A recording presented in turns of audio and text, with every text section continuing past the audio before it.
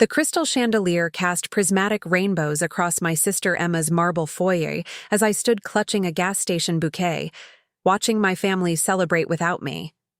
Through the archway, I could see them gathered around the mahogany dining table. My parents, my brother Marcus, his wife Jessica, and Emma's husband David, all raising glasses of what I knew was a $300 bottle of wine. "Maya's here," Emma announced without looking up from arranging the professionally catered spread. Her tone carried the same resignation she might use to announce a plumbing leak. "Before we jump back in, tell us where you're tuning in from, and if this story touches you, make sure you're subscribed, because tomorrow I've saved something extra." "Special for you!" "Oh, good," my mother, Patricia, said with forced enthusiasm. "We saved you a spot."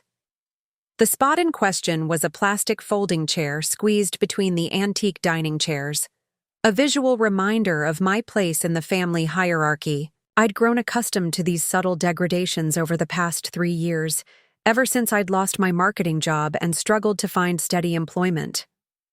"Thanks for having me," I said softly, placing my modest flowers next to Emma's elaborate centerpiece of imported orchids. Marcus looked up from his phone, his attention dividing between the family dinner and what I assumed were work emails from his law firm. "How's the job hunt going, Maya? Still sending out those applications?" "I'm actually doing some freelance graphic design work," I replied, taking my designated seat. "Building up a portfolio while I look for something permanent." "Freelance," Jessica repeated with a knowing look to Emma. "That's nice. Very flexible." The way she said flexible made it sound like a character flaw. David poured wine into everyone's glass except mine, setting down a plastic cup filled with water instead. "Maya, we didn't know if you were still avoiding alcohol," he said, though I'd never mentioned avoiding anything. The truth was simpler. They'd run out of proper glassware and hadn't bothered to wash an extra wine glass. "Water's perfect," I lied, watching them toast Emma's latest real estate success while I sipped from my disposable cup. The conversation flowed around me like I was a stone in a stream. They discussed Marcus's pending partnership at his firm, Jessica's promotion at the bank, David's expanding dental practice, and Emma's latest multi-million-dollar property sale. When they occasionally included me, it was with the patronizing tone reserved for children or the mentally impaired. "Maya, remember when you wanted to be an artist?" My father, Robert, said during a lull in conversation. "You were always drawing. Those little pictures." "I still create art, Dad. That's what graphic design is." Right. He nodded absently. "But I mean real art, like in galleries." Preparing and narrating this story took us a lot of time, so if you are enjoying it, like this video, it means a lot to us. Now back to the story. Emma's laugh tinkled like broken glass. "Maya, you should show them that logo you designed for that coffee shop. What was it called again?" "Been There," I replied, knowing she was setting me up. "Oh yes, Been There. They paid you what, $50? $200, I corrected quietly. $200. Marcus whistled mockingly. "Big money. Maybe you can retire soon." The laughter that followed felt like needles under my skin. I'd learned to smile through these moments, to play the role of the good-natured family failure who could take a joke. But tonight, something felt different. Maybe it was the lawyer's letter tucked in my purse, or maybe I'd simply reached my limit. "Actually," I said, setting down my plastic cup, "I've been meaning to tell you all something." The conversation paused, all eyes turning to me with the mild interest one might show a pet attempting a trick. "I've come into some money recently." Emma's perfectly plucked eyebrow arched. "Money? From where? A scratch-off ticket?" "No, it's an inheritance. From Great-Aunt Cordelia." The silence that followed was profound. I could practically hear the mental calculations spinning behind their eyes. Great-Aunt Cordelia had been the family's black sheep, a woman who'd lived modestly and died alone in a small Oregon town. None of them had bothered attending her funeral 2 months ago. They'd all been too busy with their important lives. Cordelia? My mother said slowly. But honey, she lived in that tiny house with all those cats. What could she possibly have left you? A few $100s?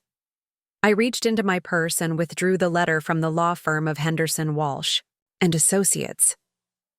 The paper was cream-colored, expensive, with raised letterhead that spoke of old money and serious legal matters. $2 million, I said simply. The crystal chandelier might as well have crashed to the floor. Emma's wineglass slipped from her fingers, sending Cabernet Sauvignon cascading across her white tablecloth. Marcus's phone clattered to the marble floor. Jessica's mouth opened and closed like a fish gasping for air. David stammered. 2 million?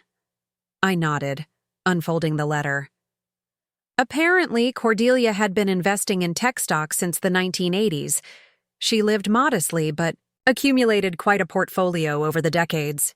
She left everything to me. That's impossible, Emma said, her voice tight.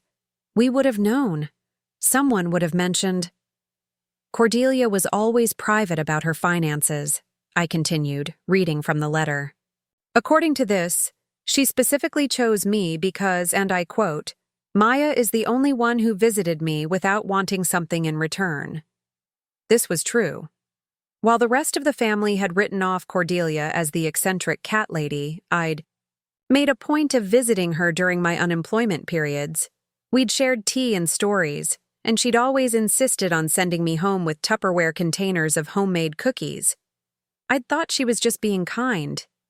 Let me see that, Marcus demanded, his lawyer instincts kicking in. He snatched the letter from my hands, scanning it with professional skepticism. His face grew pale as he read. This is legitimate, he whispered. Henderson, Walsh and Associates. They're one of the most prestigious estate law firms. On the West Coast. Maya, my mother said, her voice suddenly warm and concerned. Sweetheart, you'll need help managing this kind of money. Good thing Marcus specializes in financial law. And Emma knows all about investments, David added quickly. Real estate, portfolios. She could help you grow this inheritance. We should have a family meeting, Jessica chimed in. Plan how to handle this responsibly. 2 million is life-changing money, but it needs to be managed carefully. I watched them transform before my eyes. The condescending smiles became earnest concern. The dismissive glances became intense focus. The plastic cup was suddenly replaced with a proper wine glass as David rushed to pour me some of the good Cabernet.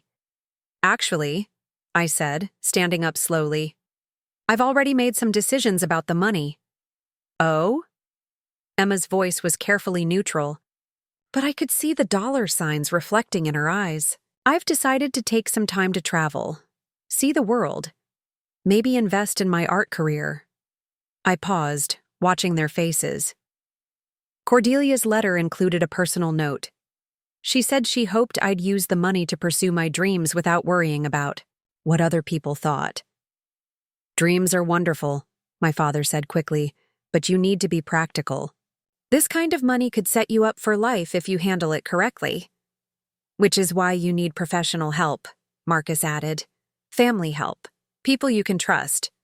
Trust. The word hung in the air like smoke.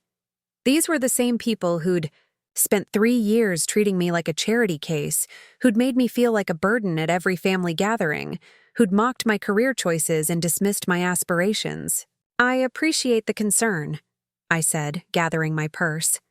But I think I need to process this on my own for a while. Maya, wait. Emma stood up, her designer heels clicking against the marble. You can't just leave. We need to discuss this as a family. Why? I asked, pausing at the doorway. When I was struggling, when I was sending out resumes and working odd jobs, when I was eating ramen for dinner every night, where was the family discussion then? Where was the concern about my financial future? The silence was deafening.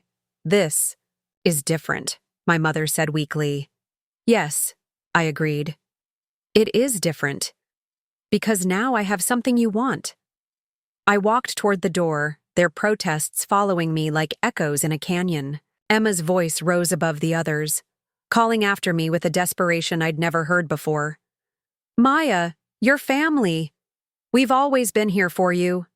I paused with my hand on the crystal doorknob, turning back to face them one last time.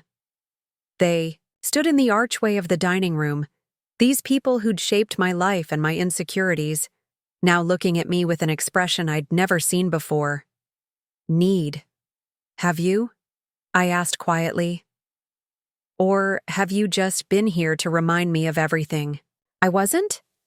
I left them standing there, my gas station flowers forgotten on their expensive table, and walked out into the night air. Behind me, I could hear the frantic murmur of voices, already planning their next moves, calculating their approaches. But for the first time in 3 years, I didn't care what they thought. As I drove away in my modest Honda Civic, past Emma's perfectly manicured lawn and David's luxury vehicles, I thought about Cordelia. She'd seen something in me that my own family had missed, or maybe she'd simply seen through them in a way I was only beginning to understand. The inheritance wasn't just money, it was validation. It was proof that someone had valued me not for what I could provide, but for who I was. And as I watched Emma's mansion disappear in my rearview mirror, I realized this was just the beginning. Tomorrow, I would call the lawyers and begin the process of claiming my inheritance. But tonight, I would savor something far more precious than money. The look of shock on their faces when they realized that the family failure had just become the family success story. The irony was delicious, and I intended to savor every bite. My phone buzzed with incoming texts, first from Emma, then Marcus, then my mother. Each message was a variation of, "Let's talk," and "Don't make any hasty decisions." I turned off my phone and drove home to my modest apartment, where my cat, Mr. Whiskers, was waiting with unconditional love and no expectations. For once, being alone felt like freedom rather than failure. Little did I know that by morning, my entire family would be plotting ways to insert themselves into my newfound fortune. But I was no longer the naive, grateful relative they'd grown accustomed to dismissing. Great Aunt Cordelia had given me more than money. She'd given me the power to see my family clearly for the first time, and what I saw was about to change everything. I woke to the sound of my doorbell ringing incessantly at 7:30 a.m. Through my apartment's peephole, I could see Emma pacing on my doorstep, clutching a coffee carrier and what appeared to be pastries. From the expensive bakery downtown, the same bakery where she'd once commented that their prices were ridiculous for someone on unemployment. "Maya, I know you're in there," she called through the door. "I brought your favorite, those almond croissants you always used to ask for." Used to ask for. Past tense. Because I'd stopped asking for things I couldn't afford, stopped putting myself in positions where I'd be reminded of everything I lacked. I opened the door, noting how Emma's eyes immediately darted past me to catalog my modest apartment. The secondhand furniture, the student loan notices on my coffee table, the small TV mounted on a wall bracket because I couldn't afford a proper entertainment. "Center, you're up early," I said, making no move to invite her in. I couldn't sleep. Emma thrust the coffee and pastries toward me. I kept thinking about last night, about how we left things. I felt terrible. I accepted the offerings, noting the irony that it had taken a $2 million inheritance for her to remember what my favorite pastries were. "You felt terrible about what, exactly?" "About—" She paused, clearly having rehearsed this conversation. "About not being more supportive during your difficult time. I know we haven't always been the most encouraging family. Haven't always been." Another carefully chosen phrase that minimized 3 years of casual cruelty. "Come in," I said finally, curious to see how she'd handle being in my space, the space she'd never once offered to visit during my unemployment. Emma perched carefully on my second-hand couch, her designer jeans probably worth more than my monthly rent. She looked around with barely concealed discomfort, taking in the stark difference between my life and hers. "Maya, I want you to know that I understand why you were upset last night. We haven't been fair to you. I sat across from her in my mismatched armchair, waiting for the but that I knew was coming. But I think you might be making some emotional decisions right now.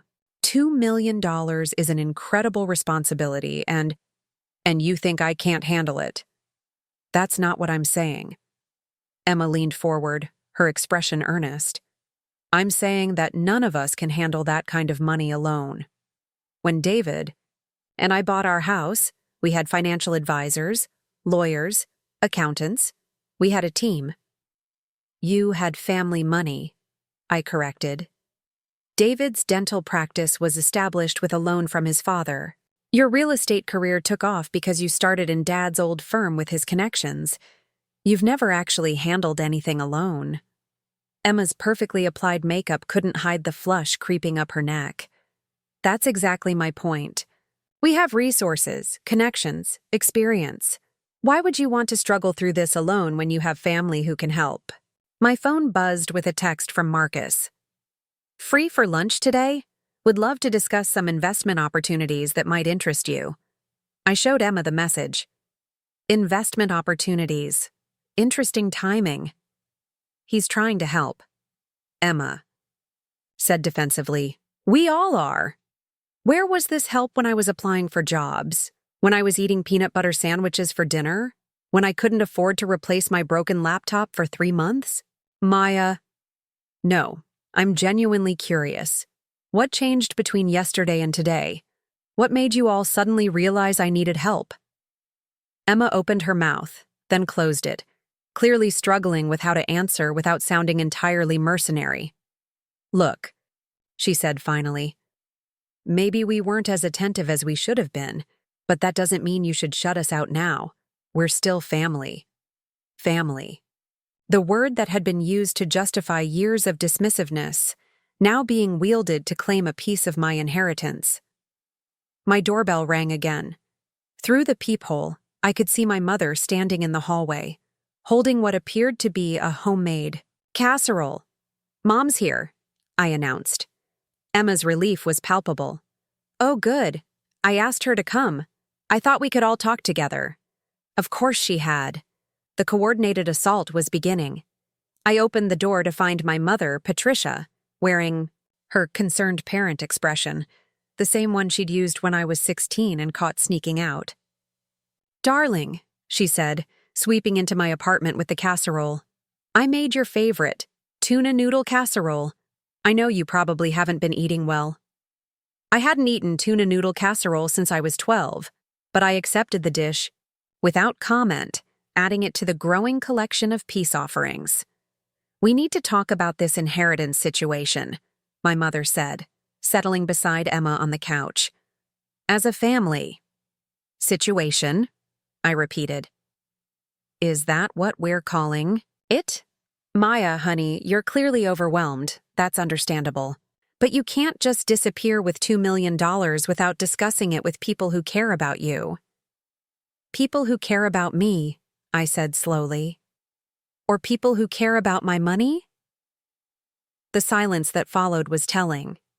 That's not fair, Emma said finally. Just because we didn't handle things perfectly before doesn't mean our concern isn't genuine now. My phone rang.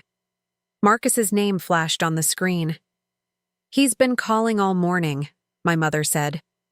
He has some excellent ideas about setting up trust funds and investment portfolios. Very sensible approaches. I declined the call and watched as another text appeared. Maya, I've been thinking about tax implications. We should talk ASAP to minimize your liability. Tax implications, I read aloud. How thoughtful of him to be concerned about my tax burden. He's looking out for you, Emma insisted. Do you realize how much of that inheritance you could lose to taxes if you don't structure it properly? And I suppose Marcus just happens to know exactly how to structure it? Well, yes, my mother said, missing the sarcasm entirely. He's a lawyer. This is what he does. What he did was corporate law, primarily mergers and acquisitions. But I didn't point that out. Maya, my mother continued, I know we haven't always understood your choices. The art thing, the freelance work, it worried us. We wanted you to have security, stability. So you decided to make me feel insecure and unstable? We were trying. To motivate you, Emma said. Sometimes people need a push to reach their potential. A push, I repeated. Is that what you call 3 years of mockery and dismissal? My mother reached across the coffee table to pat my hand, a gesture that felt foreign after years of emotional distance. Sweetheart, you're clearly hurt, and I understand that. But holding grudges won't help anyone. What matters now is making sure this money doesn't disappear like so many lottery winnings do. Lottery winnings, I said. You think I won the lottery? It's the same principle, Emma said. Sudden wealth can be dangerous if not managed properly. People make emotional decisions. Trust the wrong people. Trust the wrong people, I interrupted. Like family members who suddenly show up with croissants and casseroles after years of treating me like a burden. The doorbell rang again, and I could see David's silhouette through the peephole. Did you invite him too? I asked Emma. We thought it might be helpful to have another perspective, my mother said quickly. David has experience with financial planning. I opened the door to find David holding a folder thick with documents. Maya, he said with forced enthusiasm. I hope you don't mind me stopping by. I put together some preliminary financial projections that I thought you might find interesting. Projections, I said flatly. Just some rough calculations about investment potential, retirement planning, that sort of thing. He moved past me, into the living room, spreading papers across my coffee table. If you invest conservatively, you could live comfortably on the interest alone. But with some strategic choices, you could really grow this inheritance. I stared at the spreadsheets, noting that he'd somehow calculated my future expenses without ever asking about my actual lifestyle or goals. These projections assume you'll want to upgrade your living situation, David continued, gesturing around my apartment. Emma found some lovely condos in her area that would be perfect for someone in your position. My position, I repeated. Well, yes. Someone who's come into money but needs guidance on how to use it appropriately. My phone buzzed again. This time it was Jessica. Would love to take you shopping this weekend. Time to update your wardrobe for your new status. I showed them the message. Update my wardrobe for my new status. How considerate. Jessica means well, Emma said quickly. She's excited for you. She's excited for my money, I corrected. Just like all of you. Maya, that's not... My mother began. Mom, stop. I stood up, suddenly exhausted by the charade. Just stop. You're all here because I have money now. Not because you've suddenly realized you treated me badly. Not because you've had some revelation about family values. You're here because $2 million walked into the room and you want a piece of it. The silence was profound. David shuffled his papers nervously. Emma studied her manicured nails. My mother smoothed her skirt with trembling hands. That's a very hurtful accusation, my mother said finally. Is it an accusation? I asked. Or an observation? Another text arrived, this time from my father. Sweetheart, been thinking about your news. Maybe we could have lunch today? There's a business opportunity I'd like to discuss with you. I held up my phone. Dad wants to discuss a business opportunity. Anyone want to guess what kind of opportunity requires exactly $2 million? In startup capital? Emma's face flushed deeper. You're being paranoid. Am I? David, what's the minimum investment for those condos Emma found? David cleared his throat uncomfortably. Well, they start around $400,000, but... And Marcus's investment opportunities? He mentioned some corporate bonds that require significant capital, my mother admitted reluctantly.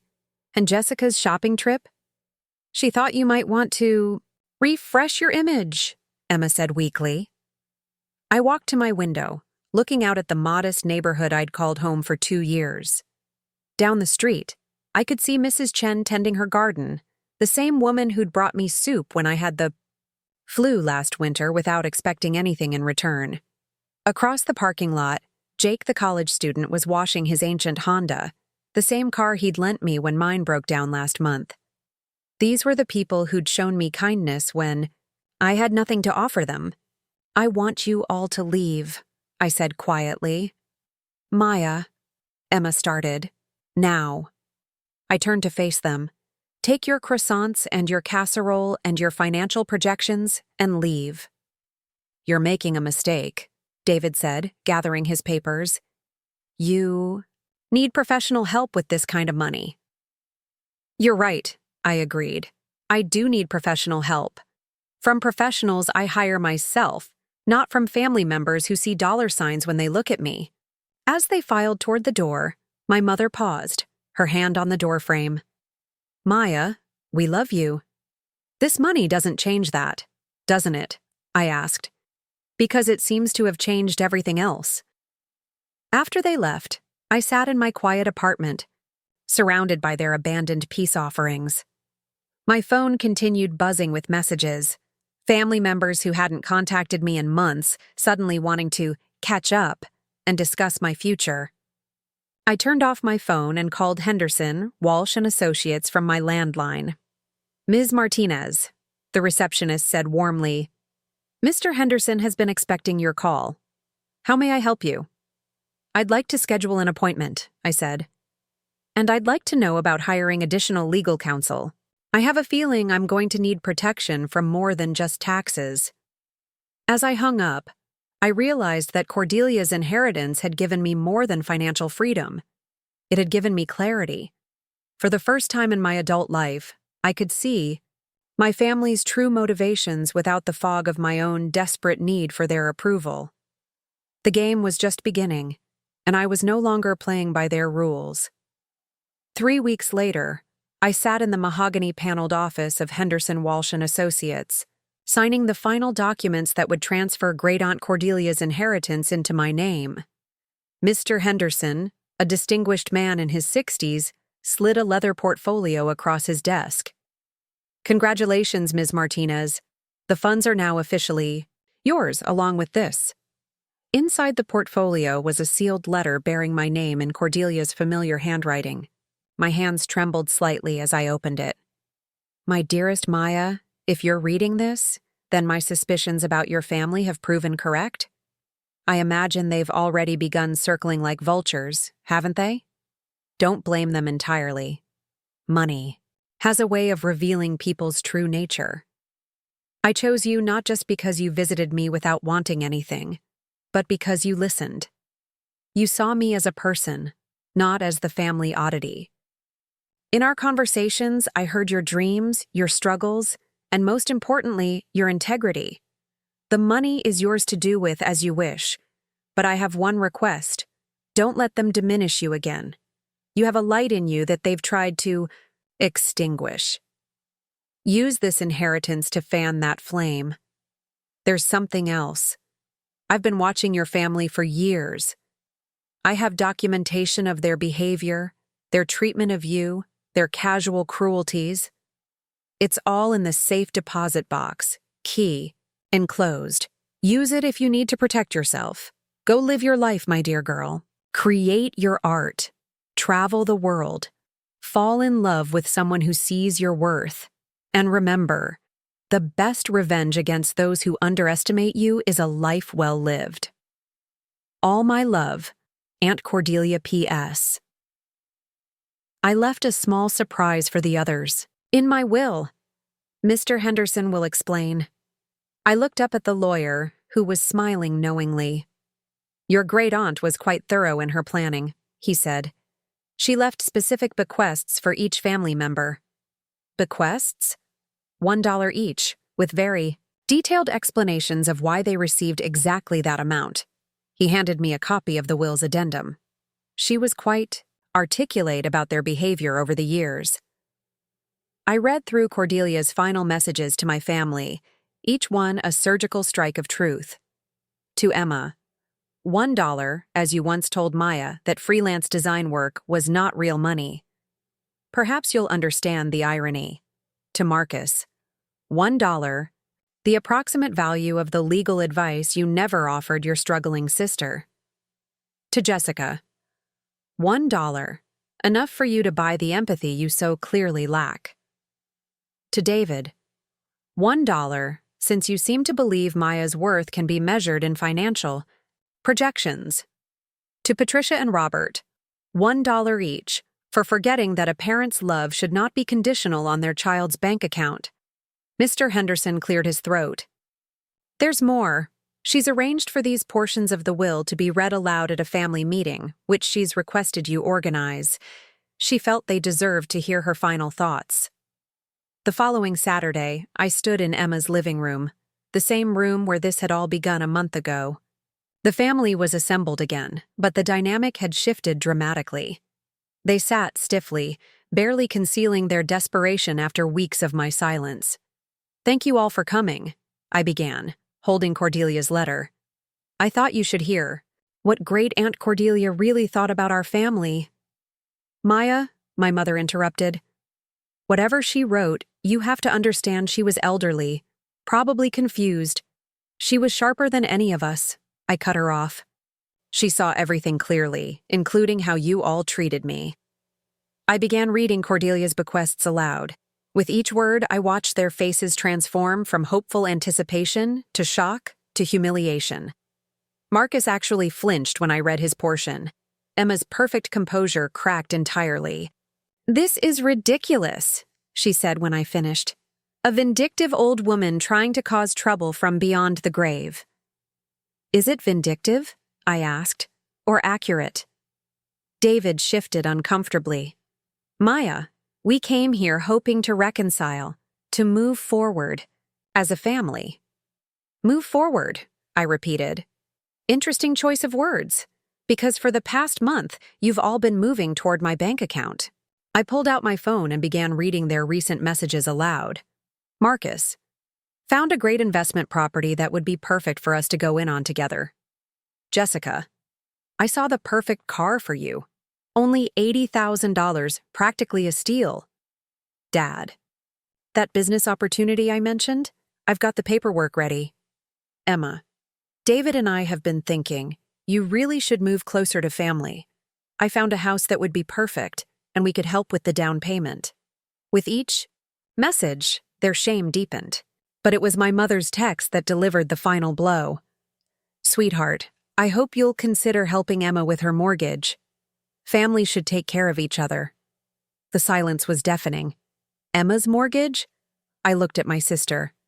The same mortgage on the house where you made me sit in a plastic chair. Where you served me water in a disposable cup while everyone else drank wine from crystal. Emma's face was scarlet. That was... You didn't mean to show me exactly where I ranked in your priorities, I finished. But you did. Marcus finally found his voice. Maya, we made mistakes, but cutting us off completely isn't the answer. You're right, I said, surprising them all. Cutting you off isn't the answer. Hope flickered in their eyes. The answer is boundaries, I continued. Real ones, based on respect, not financial. Dependence. I walked to Emma's window, looking out at the perfectly manicured lawn that would have taken me 6 months of freelance work to afford. I'm using Cordelia's inheritance to start an art foundation, I announced. It'll provide grants to struggling artists, help them pursue their dreams without having to choose between rent and canvas. That's wonderful, my mother said carefully. Very generous. The foundation will be managed by an independent board. No family members allowed? Their faces fell again. I'm also buying a small house, I continued. Nothing extravagant, something with a studio where I can work. And I'm planning to travel, see the art museums in Europe that I've dreamed about visiting. Maya, my father said, we understand. You're hurt, but family is family. Money comes and goes, but blood is permanent. You're absolutely right, Dad. Family is permanent, which is why I'm not disowning any of you. Relief washed over their faces. But, I continued, relationships have to be rebuilt on equal ground. No more plastic chairs. No more dismissive comments about my career. No more treating me like a charity case or a convenience store for loans. I turned to face them all. If you want to be part of my life, you'll be part of Maya the person, not Maya the inheritance. You'll remember my birthday without it being prompted by guilt. You'll ask about my art because you care, not because you think it's quaint. You'll treat me like the intelligent adult I've always been. Emma stood up slowly. And if we can't do that? Then you'll get exactly what Cordelia left you in her will, I said simply. $1 each, and the knowledge that you lost a daughter, a sister, and a friend over money you never earned. The room was silent except for the ticking of Emma's antique grandfather clock. I'm leaving for Paris next month, I announced. I'll be gone for 6 months, studying art and figuring out who I am when I'm not trying to earn your approval. Paris, my mother whispered. When I come back, we can start over. If you want to. But it will be on my terms as equals. I gathered my purse and walked toward the door. Maya, Emma called after me. We do love you. I paused, considering her words. I know you do, I said finally. But love without respect isn't enough anymore, and respect can't be bought. It has to be earned. 6 months later, I stood in my new studio, natural light streaming through floor-to-ceiling windows as I put the finishing touches on a painting. The house was modest but perfect. 2 bedrooms, a converted garage studio, and a garden where I planned to plant flowers in Cordelia's memory. My phone rang. Emma's name appeared on the screen. Maya? Her voice was tentative.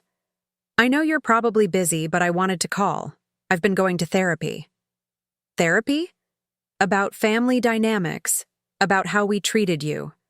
I'm starting to understand some things about myself that I don't like very much. I set down my brush. I'm proud of you for that. Marcus is going too. So are Mom and Dad. We've been talking about patterns, about how we made you feel. Through my studio window, I could see Mrs. Chen, from my old neighborhood, who'd driven over to help me plant my garden. She waved, and I waved back. I'd like to see your new place, Emma continued. If you'd be comfortable with that. Just me, no agenda. I want to see your paintings. I'd like that, I said, and found that I meant it. Really? Really? But Emma? Yes? When? You come, bring yourself, not your checkbook. Her laugh was soft, maybe a little tearful. Deal. After we hung up, I walked to my easel and looked at the painting I'd been working on. A portrait of Cordelia surrounded by her cats, with a subtle rainbow of light breaking through dark clouds in the background. The doorbell rang. Through the peephole, I could see Marcus standing alone, holding a single sunflower. Maya, he said when I opened the door. I don't want to intrude. I just wanted to apologize. Really apologize. Not for what I want from you, but for what I failed to give you. I looked at this brother who'd once been my hero, now standing humbly on my doorstep with a grocery store flower and what appeared to be genuine remorse. Come in, I said. Let me show you what I've been working on.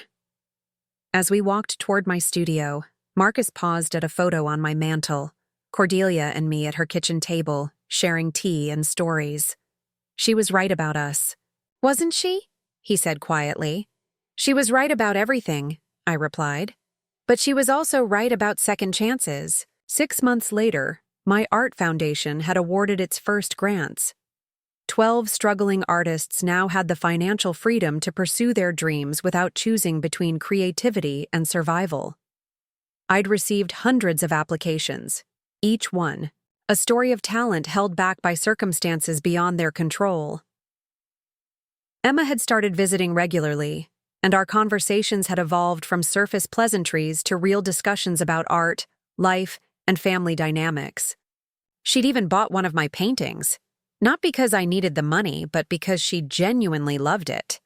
Marcus had helped me set up the foundation's legal structure, refusing payment and working nights and weekends to ensure everything was properly documented.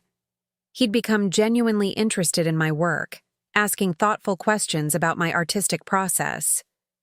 My parents were taking longer to adjust, but they were trying. My mother had started calling weekly just to talk, without any mention of money or favors. My father had enrolled in an art appreciation class, claiming he wanted to understand what made me passionate about creativity. Jessica had been the slowest to change, but she'd recently sent me a heartfelt letter acknowledging her behavior and asking for a chance to rebuild our relationship. David had surprised me most of all. He'd volunteered his financial planning services to my foundation, pro bono, and had proven invaluable in ensuring that our grants went as far as possible. But the greatest change was in myself. I no longer sought their approval or feared their disapproval. I'd learned to see myself through Cordelia's eyes, as someone worthy of love and respect exactly as I was. Standing in my studio, surrounded by paintings that had sold to galleries, in 3 different cities, I realized that Cordelia's inheritance had given me something far more valuable than money. It had given me back myself. The intercom buzzed. "Maya," Emma's voice came through the speaker. "I'm here with Chinese takeout and Mom's famous chocolate chip cookies. She wanted me to tell you she used your grandmother's recipe, the one you always loved." I smiled, pressing the button to let her in. Outside my window, the garden was blooming with the flowers Mrs. Chen had helped me plant. In my studio, canvases waited for new stories to be told. And in my heart I carried Cordelia's final gift, the knowledge that I was enough just as I was. The money had been life-changing, but the real inheritance was something deeper. The understanding that family love should lift you up, not tear you down, and that respect earned is infinitely more valuable than approval bought. As Emma's footsteps echoed in my hallway, I realized that sometimes the best revenge isn't punishment. It's becoming so genuinely happy that those who hurt you have no choice but to examine their own actions and choose to be better. Great Aunt Cordelia would have been proud, and for the first time in my life, I was proud too. Up next, you've got 2 more standout stories right on your screen. If this one hit the mark, you won't want to pass these up. Just click and check them out. And don't forget to like, subscribe, and turn on the notification bell so you don't miss any upload from us.